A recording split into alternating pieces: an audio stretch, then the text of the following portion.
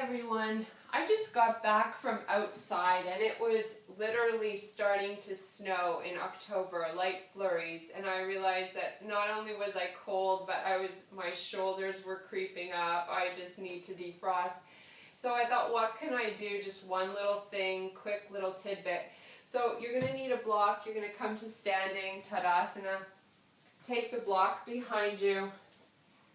Feel as if you were pulling the block apart with the hand, so you're kind of using the fingertips.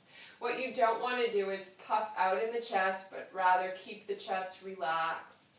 As you inhale, you can just pull the block back behind you, and as you exhale, you can lower. So you can do this a couple of times.